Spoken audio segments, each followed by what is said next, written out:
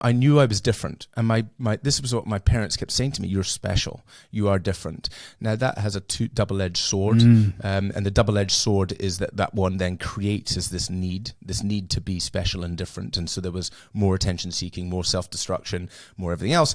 But also on the positive side is I was like, no, I am here to make a massive impact in the world. And I was saying that in school, and I was disassociating entirely from other people, because I was like, but I'm not like you. You want to work in the forestry, and you want to take over your dad's fishing business and work on the boat. No, I'm going to change the world.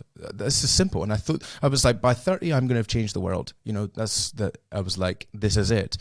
So when my dad encouraged me to write that letter, I'm going to write to Richard Branson, and I said, I'm looking forward to having lunch one day with you. I'm going to change the world one day, and I'm looking forward to having lunch with you. Bit more into it, but that was in summary. There's a bit of a full circle, which we can touch on later, about Richard Branson. But haven't had that lunch yet. Just to go into there, just before the pandemic started, a friend in the US popped up and said, I've just heard, because I've told this story about writing this letter to every investor, over 2,500 investors in this company, most podcasts and things. And this guy in the US popped up, who I knew through a friend of a friend, and he said, I just heard you about Richard Branson. I'm actually going to have lunch with him on Necker Island. Do you want to come? And I was like, let me just think about this for a second. And so I was the realization of a boyhood dream. I think I will. Yeah, I think I will.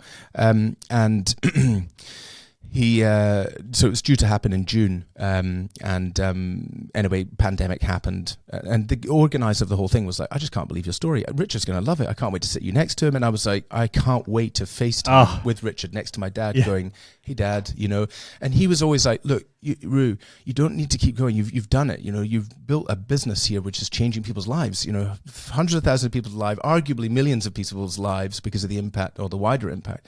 Anyway. Unfortunately, the pandemic happened. They cancelled the trip, and my dad died 2 months later. So I never actually got to sit and do that. But the lunch is still happening for sure.